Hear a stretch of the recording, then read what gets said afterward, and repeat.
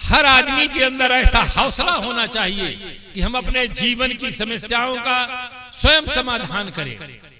आज इस विचारधारा की बहुत बड़ी आवश्यकता है।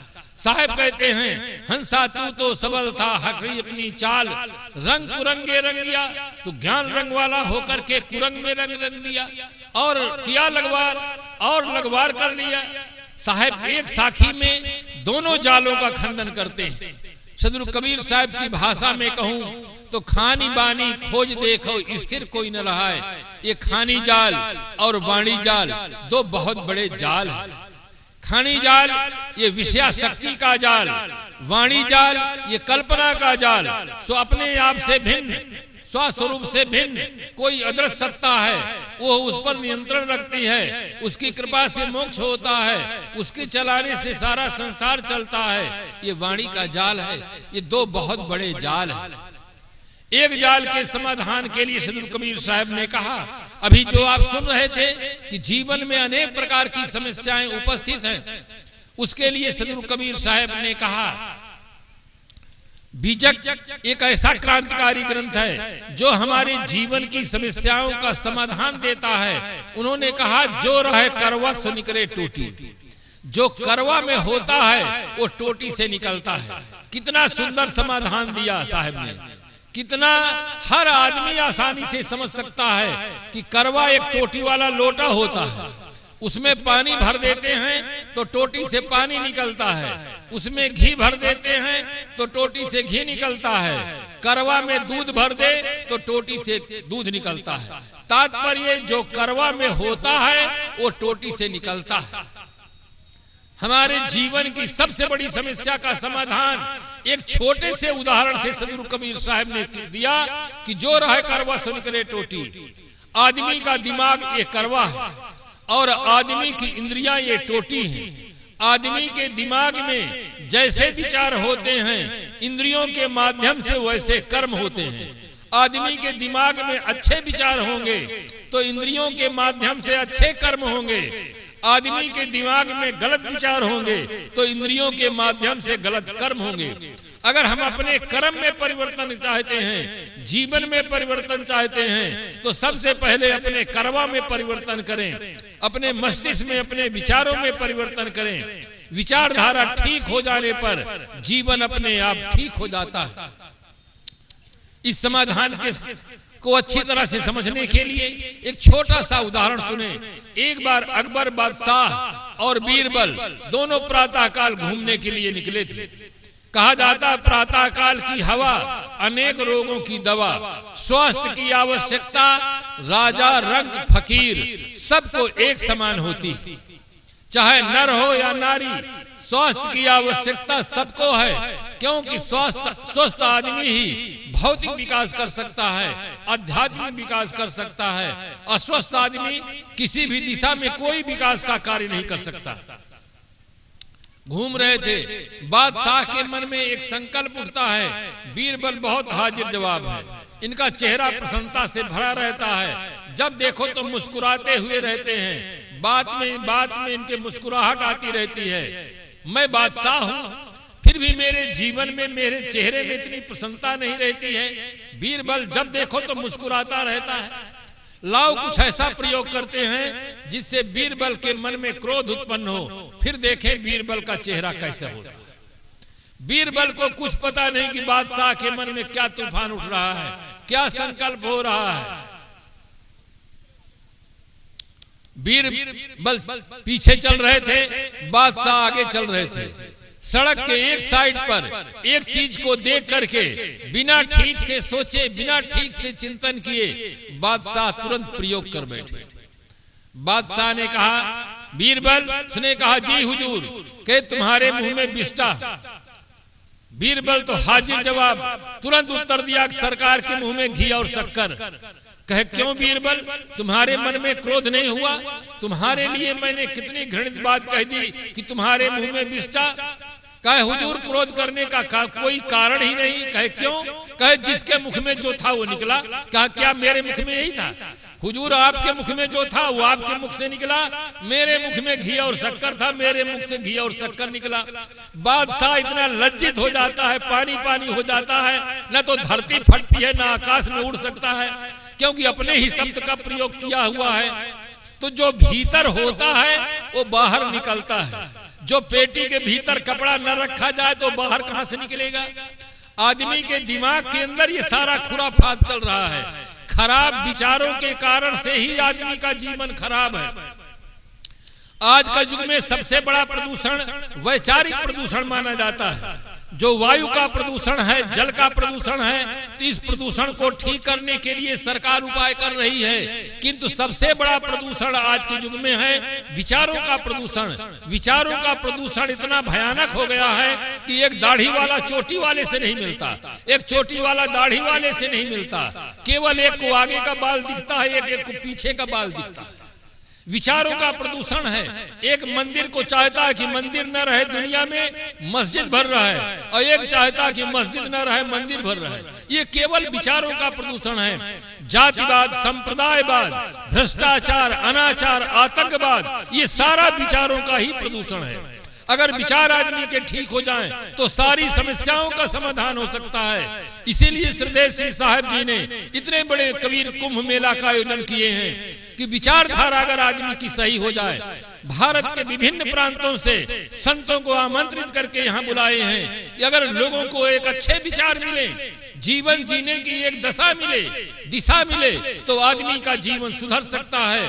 आदमी महान प्राणी है, उसके अंदर सुधरने की संभावनाएं हैं, सुधर सकता है। अगर हम सब यहाँ पर इस कुंभ मेला में आए हैं और संतों के विचारों को ठीक से सुने, उस पर मनन करें और वो अपने जीवन में प्रयोग करें, तो हमारे लिए आज ही सतयुग आ सकता है। हमारे जीवन की दिशा और दशा दोनों बदल सकती है। इसलिए सदगुरु कबीर साहब ने कहा कि आज बसेरा नियरे हो रमैया राम। कल का भरोसा न करें कि ये काम कल होगा, ऐसा आप न सोचें। ये काम आज करें और अभी करें। कल का कोई ठिकाना नहीं है, भविष्य तो कोई जानता नहीं है कि भविष्य में क्या होगा। महाराज श्री राम को सायंकाल बताया गया कि आपको कल युवराज बनाया जाएगा। पूरी अयोध्या नगरी में तैयारी होती है। भगवान राम भी उस व्रत का पालन करते हैं, नियम का पालन करते हैं, किंतु सवेरे होते होते उन्हें 14 वर्ष के लिए वनवास हो जाता है। भविष्य का कुछ ठिकाना नहीं है कि भविष्य में कब क्या होगा। महाराज श्री कृष्ण जी को महाभारत काल में कितनी बड़ी सफलता मिलती है, किंतु अंतिम में एक बहेलिया बाण मार देता है, शरीर शांत हो जाता है। इसलिए हम भविष्य पर न छोड़ें कि भविष्य में काम करेंगे। आज आपके समय है, आज आप अपने जीवन को ठीक बनाएं, इसकी दिशा इस तरफ आज आप पुरुषार्थ करें। तो मैं कह रहा था कि हर आदमी के अंदर एक चेतना होनी चाहिए, आज उसे जगना चाहिए। आप कह सकते हैं साहब हम जगने और सोने दोनों में तो स्वतंत्र हैं। मनुष्य सर्वतंत्र स्वतंत्र प्राणी है। आप सो भी सकते हैं, जग भी सकते हैं, किंतु दोनों के परिणाम को अच्छी तरह से समझ लें, फिर आप कदम उठाएं। यहाँ नेकी बदी दो रास्ते हैं, गौर से सुन लो। तुम्हें चलना है जिस मार्ग से, अपना रास्ता चुन लो। मगर चलने से पहले सोच लो अंजाम क्या होगा। भलाई कर भला होगा, बुराई कर बुरा। दोनों के परिणाम अलग अलग होंगे। जगने की जब बात आती है तो मुझे एक सेठ जी का उदाहरण स्मरण आता है। मुझे सेठ और पंडित दो के उदाहरण ज्यादा मालूम है। सेठों के पास धन होता है, पंडितों के पास बुद्धि होती है। अगर ये दोनों व्यक्ति अपनी शक्ति का सदुपयोग करें तो समाज इनसे बहुत ज्यादा लाभान्वित हो सकता है। सेठ जी थे, उनके पास गौशाला थी। गर्मी का समय था, दूध कम हो गया था, कुल 10 किलो दूध होता था। जो दूध निकालने वाला नौकर था वो बहुत चालाक था। वो 2 किलो अपने लिए दूध निकाल लेता गौशाला में ही, और 2 किलो पानी मिला देता और सेठ को 10 किलो तौल के दे देता। एक दिन सेठ जी की निगाह दूध पर पड़ गई। देखा कि दूध पतला है। सेठ जी के मन में संदेह हुआ कि ये नौकर लगता है दाल में काला करता है। दूसरे दिन मुनीम जी को भेज दिए कि मुनीम जी आप सुबह शाम गौशाला की देख रेख रखें। मुनीम जी पहुंच गए, नौकर दूध निकाल लेकर आया, मुनीम जी को नमस्कार किया। मुनीम जी ने कहा कहो कुशल मंगल। कहे कुशल मंगल बाबू ठीक ही है, कुल 10 किलो दूध होता है जिसमें 2 किलो मैं अपने लिए लेता हूं। आज आप आ गए हैं, आप बता दें आपके लिए मैं कितना निकाल दूं। मुनीम ने कहा तुम 2 किलो लेते हो, मुझसे निम्न श्रेणी के कर्मचारी हो, तो मेरे लिए 1.5 कर दो, मेरे लिए 3 किलो कर दो। मुनीम जी 3 किलो ले लिए, 2 किलो नौकर ले लिया, 5 किलो दूध चला गया, 5 किलो पानी मिलाया, क्योंकि उसको 10 किलो पूरा करना है। 5 किलो पानी सेठ जी देख रहे थे कि आज दूध ठीक मिलेगा, और सेठ जी जब दूध को देखे तो आश्चर्य में पड़ गए कि लगता है दोनों व्यक्तियों ने 60 गांठ कर लिया। तीसरे दिन मैनेजर साहब को भेज दिए, मैनेजर साहब भी पहुंच गए, मुनीम जी भी पहुंचे हुए हैं, 2 अधिकारी आए हुए हैं। और नौकर दूध निकाल करके आया, दोनों को नमस्कार किया। उन लोगों ने पूछा कहो कुशल मंगल क्या है। कहे कुशल मंगल बाबू ठीक ही है, 2 किलो मैं अपने लिए लेता हूँ, कुल 10 किलो दूध होता है। कल मुनीम जी ने 3 किलो लिया है, आप हुजूर आज गए, आप आए हैं, आपके लिए मैं कितना निकाल दूं। तो कहे सबसे बड़े पद पर तो मैं ही हूं, मेरे लिए 4 किलो निकाल दो। मैनेजर साहब के लिए 4 किलो, मुनीम के लिए 3 किलो, अपने लिए 2 किलो, 9 किलो दूध निकल गया। बचा दूध 1 किलो। 1 किलो दूध में 9 किलो पानी डाले, 10 किलो तौल करके जब भेज दिए, तो जब सेठ जी दूध को देखे तो उनका तो होश ही उड़ गया कि आज तो केवल सफेदी ही सफेदी रह गई है, दूध तो गायब है, केवल सफेदी है। सेठ जी विचार करते हैं कि अब क्या करें। सेठ जी अंतिम में निर्णय लेते हैं कि अब कुछ नहीं मुझे करना है, मुझे स्वयं जाना। बिना किसी के बताए हुए सेठ जी अपनी लकड़ी उठाए, लकड़ी ले करके मुनीम जी पहले से पहुंचे हैं, मैनेजर साहब पहुंचे हैं, सेठ जी भी पहुंच गए। अब तो नौकर दूध निकाल करके आया घबराता हुआ कि आज 3 व्यक्ति आए हुए। सेठ जी को देखा और देख करके नमस्कार किया, उनको नमस्कार किया, और वो नौकर साफ साफ बता दिया कि आप मालिक आप आ गए हैं, तो आज आप पूरा का पूरा 10 का 10 पूरा दूध आप पूरा ले जाइए। आपने मुझ पर संदेह किया तो सही है, मैं केवल 2 किलो अपने लिए दूध लेता था। मुनीम जी को भेज दिए, मुनीम जी 3 किलो दूध लिए। मैनेजर साहब को भेज दिए, मैनेजर साहब 4 किलो लिए। कल 1 किलो दूध था, 9 किलो पानी था। आप स्वयं आ गए हैं तो 10 का 10 पूरा दूध आप ले जाइए, ये आपका ही है। न मैं ले सकता हूं, न मुनीम जी को दे सकता हूं, न मैनेजर साहब को दे सकता हूं। ये दृष्टांत है। जितने दृष्टांत होते हैं सब सिद्धांत के लिए होते हैं। आप सेठ, आप मालिक हैं। अगर आज आप जग जाते हैं तो आपको ग्रह नक्षत्र से लूटने वाले ज्योतिषी आपको लूट नहीं सकते हैं कि आपको शनि ग्रह लगा है। अगर आप नहीं जगते हैं तो आपको लूटने के लिए ज्योतिषी जी तैयार है। अगर आप नहीं जगते हैं तो आपको लूटने के लिए संसार के लोग भी तैयार हैं। आपको कहेंगे यार क्या तुम आदमी हो, बार बार मानव जीवन थोड़े ही मिलता है। किसने देखा है स्वर्ग और नरक, भक्त भक्त सबे मर जाई, मरे बाद को देखे जाई। मरने के बाद कौन देखने को जाता है, स्वर्ग में गया कि नरक में गया है। आप मनुष्य जीवन पाए हैं, मन मार मार के जिंदगी जीना क्या ये भी कोई जिंदगी है? खाओ पियो मौज उड़ाओ, मन को मत कल्पाओ, मन में जो कुछ आए सब खाओ पियो। आज तक किसी आदमी ने बैकुंठ से फोन नहीं किया, तार नहीं किया कि मैं बैकुंठ में हूँ कि कहाँ हूँ। ये कोरी कल्पनाएं हैं। आपके लिए तमाम आपके मित्र कहते हैं यार मानव जीवन मिला है, मानव जीवन का फल यही है। ये सब चीजों से परहेज रखना। क्या भगवान से भी आप ज्यादा अकलदार हैं? भगवान ने सब चीजों को बनाया क्यों है? इंसान के खाने के लिए। आप मनुष्य जीवन का लाभ उठाइए। ऐसा कह करके आपको संसार के धारा में बहा ले जाते हैं। आप लोगों में से कुछ सज्जन ऐसे होंगे जो ताश खेले होंगे या ताश खेलना जानते होंगे। ताश में 52 पत्ते होते हैं। अब दहला के बाद कौन होता है? गुलाम, बेगम, बादशाह। नहला दहला के बाद 11, 12, 13 नहीं होता। गुलाम, बेगम, बादशाह होता है। आदमी बुद्धिजीवी प्राणी है। कभी आप सोचना चाहिए कि दहला के बाद गुलाम, बेगम, बादशाह क्यों बनाया गया? खेल में ये राज क्यों डाला गया है? क्या कारण है? आप खेलते होंगे, सोचे नहीं होंगे। जो बेगम से हार जाता है वो गुलाम होता है, और जो बेगम से जीत जाता है वो बादशाह होता है। बेगम कौन है ये खेलने वाले सब लोग जान गए होंगे, बताने की जरूरत नहीं है। बेगम है ये आपकी इंद्रियां। इन इंद्रियों से जो विजय प्राप्त कर लेता है वो बादशाह होता है, उसका जीवन स्वतंत्र होता है। और जो इंद्रियों से निगृहित हो जाता है वो गुलाम हो जाता है। अब जो बनने की इच्छा हो आप जाने। अगर बादशाह बनना चाहते हैं तो इंद्रियों पर विजय प्राप्त करें, और गुलाम बनना चाहते हैं तो आपकी जैसी मर्जी हो। ये दोनों आपके अधीन हैं, भगवान के अधीन नहीं, प्रकृति के अधीन नहीं, जमाना के अधीन नहीं, ग्रहों के अधीन नहीं, आपके अधीन है। आप जगे।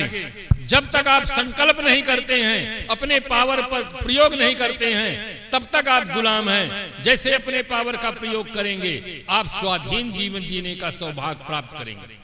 संस्कृत के मनीषी ने लिखा, आपदाम कथिता पंथा इंद्रियाणाम मसंजमः तज्जयः संपदाम मार्गो येनेष्टम तेन गम्यताम। आपत्ति का पथ इंद्रियों का असंजम, ये आपत्ति का पथ। ड्राइवर गाड़ी चलाता है, थोड़ा सा हाथ का और आंख का संयम हट जाता है, तुरंत एक्सीडेंट हो जाता है। आप भोजन पाते हैं, थोड़ा सा संयम हट जाता है तो कभी कभी अपने ही दांत अपने जीभ को काट लेते हैं। आप रास्ता चलते हैं, थोड़ा सा आंख का संयम हट जाता है, पैर में ठोकर लग जाता है, कीचड़ लग जाता है।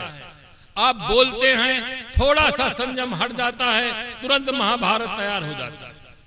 हमारे भारतवर्ष में 2 महाकाव्य ग्रंथ हैं, एक रामायण और एक महाभारत। रामायण में महारानी सीता जी के जीवन में जो दुख आया, और महाभारत में महारानी द्रौपदी जी के जीवन में जो दुख आया है, केवल वाणी का असंयम कारण है और कोई कारण नहीं। महारानी सीता जी ने लक्ष्मण जी को इतने कर्णकट शब्दों का प्रयोग किया है कि आप वाल्मीकि रामायण को पढ़ करके देख सकते हैं। अगर घर की महिला आपके लिए प्रयोग करे तो आप भी सहन नहीं करेंगे, आप वहां से हटकर चले जाएंगे। इतने कड़े शब्दों का प्रयोग किया, और उसी का परिणाम ये निकला है कि रावण को चांस मिल गया है। रावण महारानी सीता का अपहरण किया और उनके जीवन में तमाम दुख आया। महारानी द्रौपदी जी ने ऐसी वाणी का प्रयोग कर दिया जिसके कारण से महाभारत तैयार हो गया।